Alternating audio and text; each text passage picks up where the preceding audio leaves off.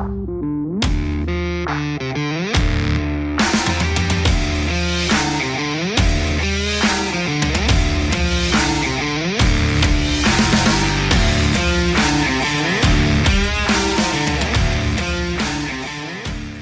guys, it's Junior. Welcome back to my channel here at Horsepower Warehouse. Before we glide past 10,000 subscribers, I just wanted to take a minute and say thank you guys so much for checking in on me, for actually riding along.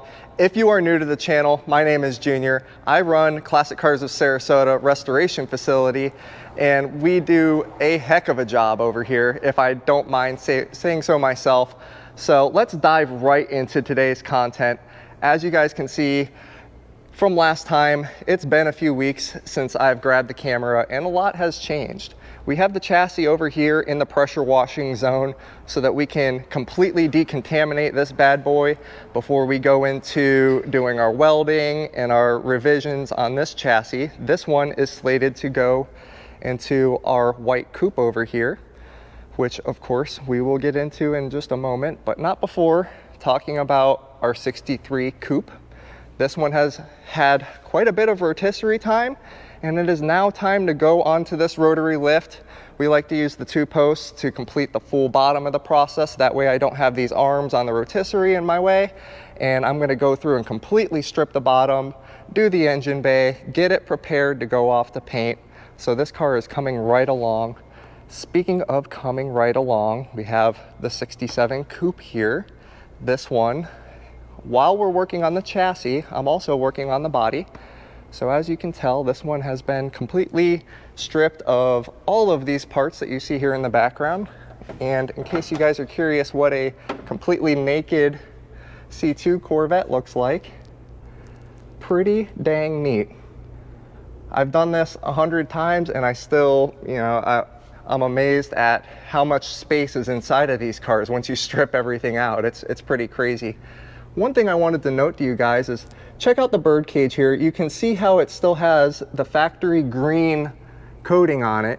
It is held up from 1967 and it still looks fantastic. So I just wanted to make that note. People ask, why do I go through and reuse that green zinc coating? I mean, it's the best stuff for the job. Even in the 60s, they knew that, that was the proper coating for the application, and it held up fantastic. You can see as time went on, someone has repainted this car. This is the original color, but the Z-bar is not supposed to be blasted with that much overspray paint. So we're gonna go ahead and re-zinc the entire Birdcage, the Z-bar, and all of this. No one's ever gonna see it, but that's part of doing a complete and thorough job, is making sure everything is gone through. So that's part of my process. You'll see in some of my cars that are further along, that's why everything is nice and bright green zinc. Just a nod to the original heritage of the car, doing it correct and using the right product for the job. So we'll go ahead and close this grill on down. You'll also notice some significant changes here with our 64 Roadster. This one is now the recipient of a new hood. It came here with this kind of silly looking Stinger hood on it. So Senior was able to locate a 64 proper hood for this vehicle. As we go through, I am making sure that all of my door hinges are rebuilt, my deck lid hinges are rebuilt, my headlight hinges are rebuilt, good hood hinges, so on and so forth. So that way when my body guy goes through and does his job, he's not setting all the gaps to some wonky hinges. So I need to go through. That's kind of where I'm at right now. The body is now on the chassis. We've properly shimmed everything.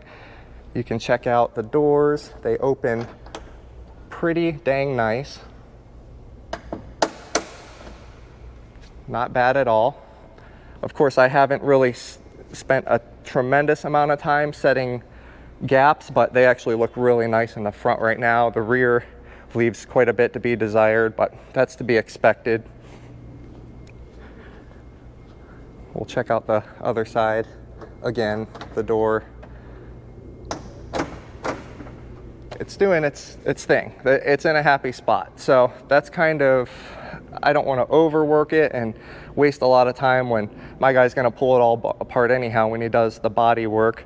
Of course, these cars, when we paint them, headlights out, hood off, doors off, deck lid off, it is completely stripped so that he can get in all the jams and we just have a beautiful product on the back end. This car has kind of sent me through the ringer. Reason being is we didn't know quite how much underlying damage was on the floorboard, and basically we ended up rebonding this entire vehicle. Just for reference, this is a 64 convertible frame off restoration. This is a 63 frame off restoration.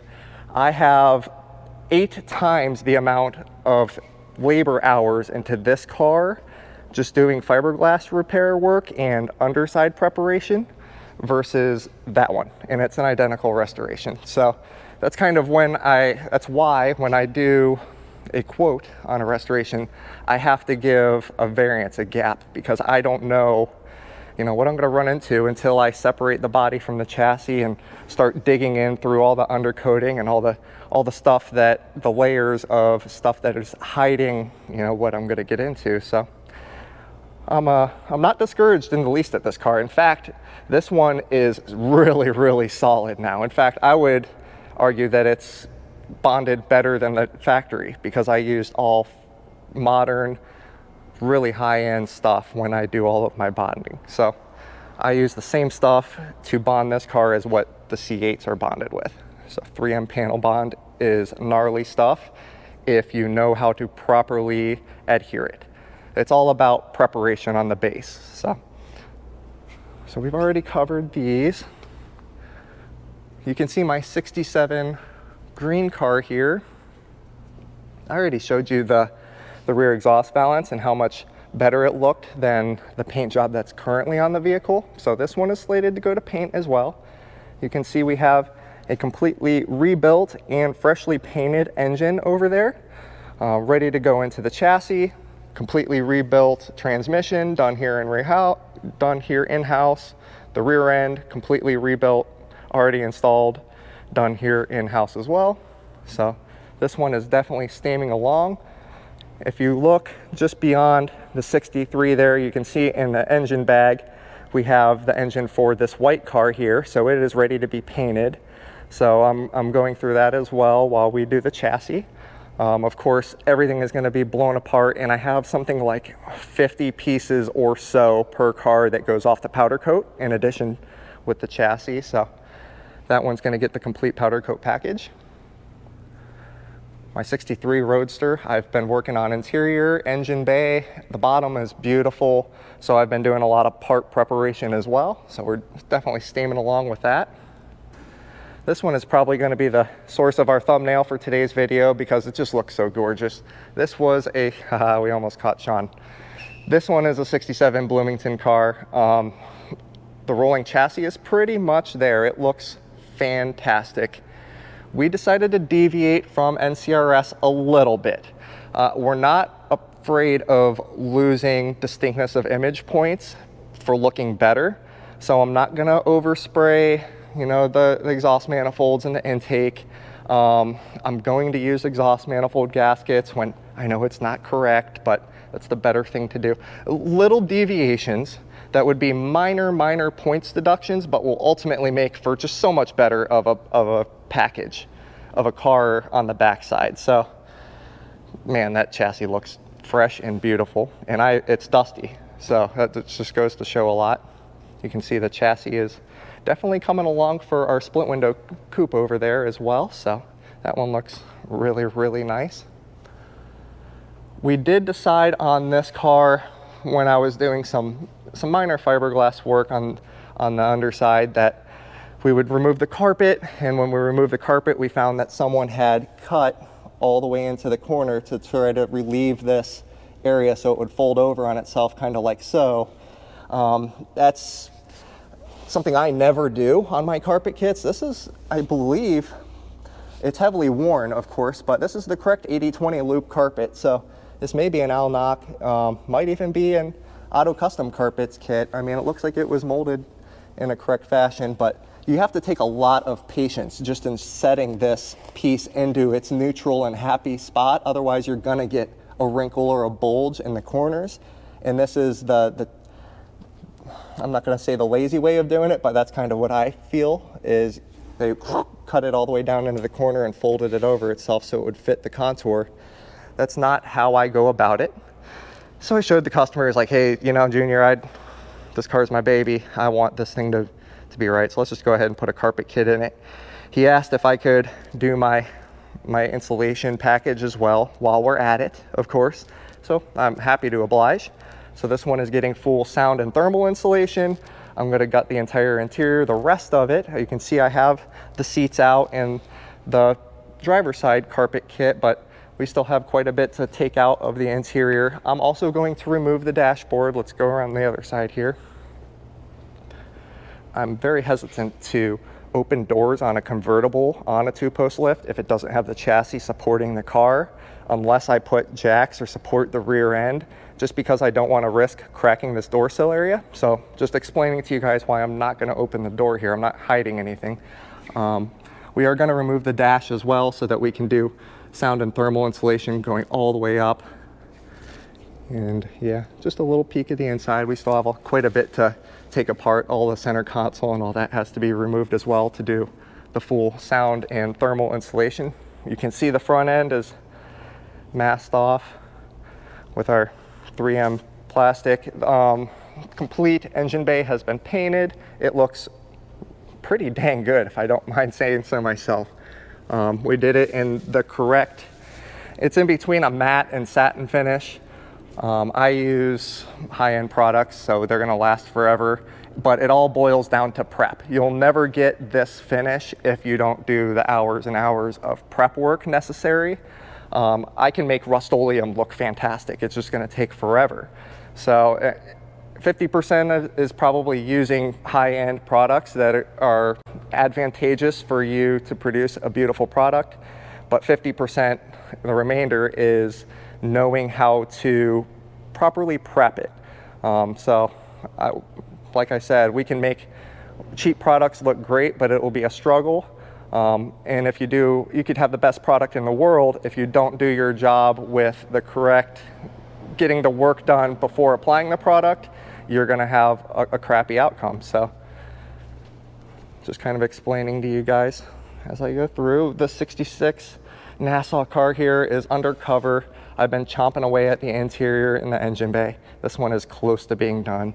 I estimate I have about 80 hours or so, and I'll have this car completely finished. So our 69 Camaro, this one is a LS3 416 cubic inch Smash Motorsports bad boy of an engine.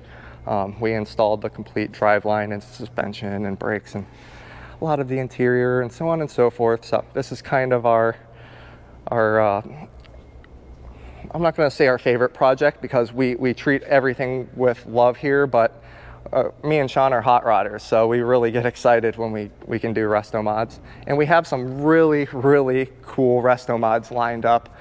So if you guys are into that type of thing, please consider hitting the subscribe button. Man, 10,000 subs, isn't that crazy? I'm just gonna be honest with you guys, I never thought we would eclipse 1,000. And when I had 100 subs, I was like so blown away. So every time, it's weird for me as a person to think that 10,000 of you are interested in my work, but I'm just so thankful. So again, man, you guys rock. So let's dive into, I know this video is kind of dragging on. It's a little longer of a format than what I traditionally do, but it's been a couple weeks, guys. We need to walk around and explore. Really cool CUDA, really cool GTO. I have the Mopar section kind of straightened out over here. I love grouping, you know, all of our Chevelles, all of the Mopars, all of the Camaros. We have a really wicked Mustang section right now. You guys know I love these cars. I owned 2005 number 706. I'm still looking for my girl, but one day I might find her. Corvette section. We do have some overflow of Camaros here. This one is sold, so it's getting ready to leave, and that one is actually going to be staged over there with the rest of the Camaros, so don't think I haven't lost my touch here. This may be a potential restomod that I was referring to earlier. What would you guys do? I want to hear again. I've got a few comments, and I asked you in a previous video, let's be more specific this time. If you can go with a Roth Speed, an Art Morrison, or a Roadster Shop factory or Roadster Shop chassis, which would you pick of those three? Assume all three are getting an LS engine, modern brakes, better suspension, all of the goodies. What would you put underneath your split window coupe? These are dream cars, and if you look at what the restomod of the split window coupe are bringing, the value of these cars are astronomical if they are built correctly. So I can see why so many of these cars, I have huge respect for it as it sits from the factory, but man, when these are bringing 4, 5, 6, 700,000 for really nicely built cars, it's hard to look away from that type of value in a car that you can really sport around in, you know? It's pretty crazy what the restomods are doing right now. Cool little Aston Martin. Just wanted to show you guys my world. But anyhow, I'm gonna make more content. I know I promised I'd show you guys my Copo Camaro, so I'm gonna get it up here so we can shoot a little bit with it. But thank you guys so much for joining me.